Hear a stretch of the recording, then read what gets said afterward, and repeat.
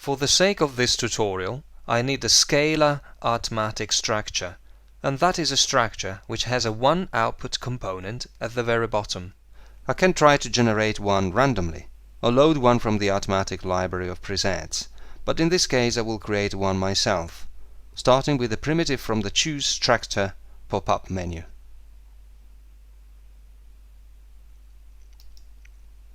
I will choose the lava marble. This one features a vector 3out component at the end. But for my own reasons, I want a scalar one out component at the end instead. The number of outputs determines the color model. This will be covered in a later tutorial. I can easily change it and see what happens. I make sure it's selected, and then I go to this Replace drop-down menu, and then choose Replace with Scalar one out. This is a very interesting ArtMatic system, but in any case, let's assume that you found, or you constructed, or you generated randomly an ArtMatic system that captures your imagination. What you want to do next is to explore it, and that is to investigate what image space this system can produce. Remember that the range of images possible with any one structure can be incredible, so in the exploration phase you will test and preview these possibilities to decide whether or not you are going to use this system to construct wonderful still images, effects, or animations. There are various strategies to explore a system, so let's get started. One way in which you can test what this system can do for you is by using, again, one of the randomized tools, and that is the small dice on the left hand side. This is the randomized parameters dice, and when I click it, ArtMatic will just give a big shake to all the changeable values of parameters in the various tree components. You can see, for example, that if I select this style,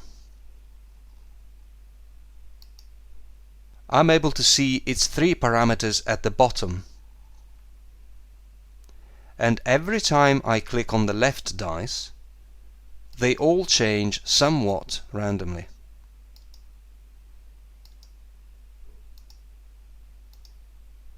Clearly, in response to this randomization of the component's parameters, the image generated can change subtly but also dramatically, and this is a quick way to get a flavor of what the system can do for you.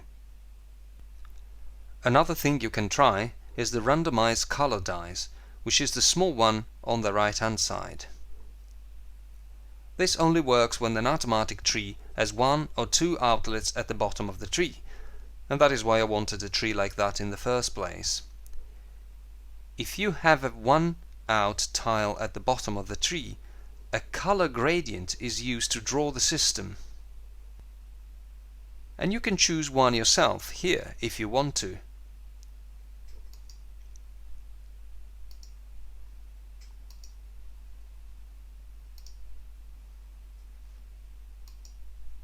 Let's go back to the original one. But I wanted to show you that the randomized color dice can just create a random color gradient and paint the colors randomly for you.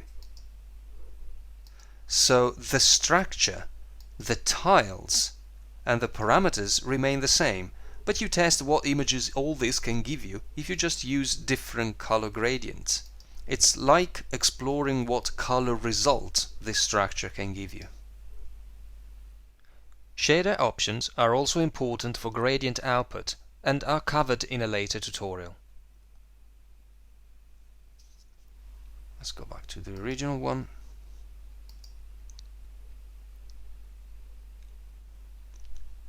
Now, in a previous tutorial we used the central dice in combination with the Control key in your computer keyboard to mutate the whole system, basically generating randomly an entirely new one.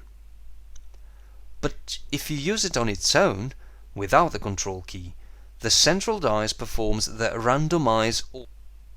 Now, pay attention because this is tricky to understand.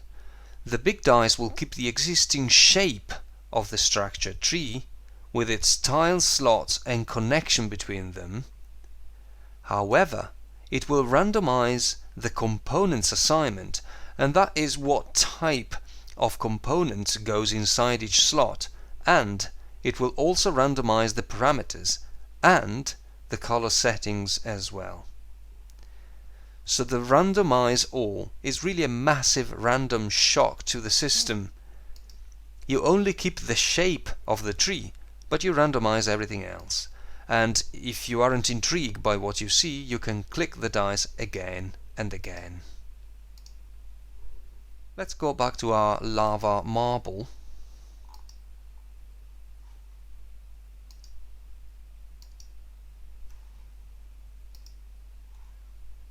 Another way to explore the possibilities of a system is by using the random path. The random path allows you to explore quickly the huge number of combinations of parameters values in the tiles by continuously changing them. In particular, the random path scroll button allows you to use the mouse to produce these changes. Changes that can be rather dramatic, as you can see. You change the parameters, but in doing so, you quickly scroll through the image space this system can give you. If the scroll is too quick, you can do it while pressing and holding the Option key for a finer movement of the parameters.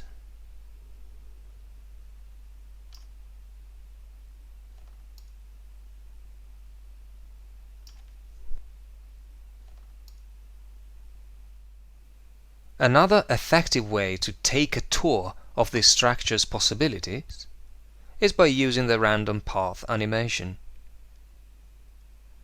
It provides an automated way to get an idea of the possibilities of a new image space.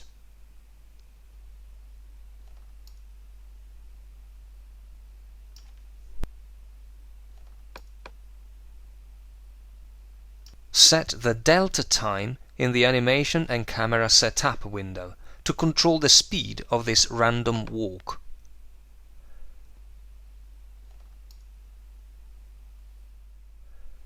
Smaller values result in faster changes, and larger values result in slower changes. Due to the nature of some systems, you cannot get an idea of their possibilities without the use of random path animation or the mutation tool. Okay, it's perhaps time to remind you that the canvas shows you only a little portion of a much bigger picture.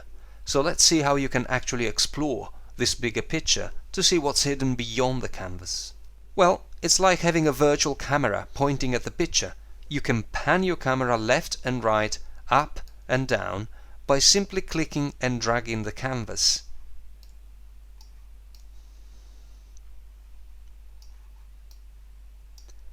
You can also zoom in and zoom out this virtual camera using these zoom tools. You can zoom in or out continuously by clicking and dragging on the big button.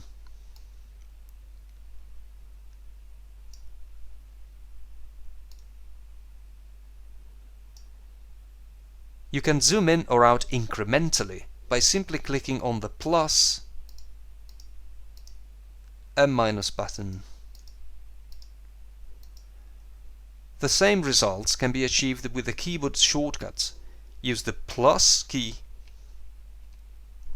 and the minus key to zoom in and out respectively. And you do that incrementally by factors of 2. You can also use the up and down arrow keys on the computer keyboard to zoom in and out continuously.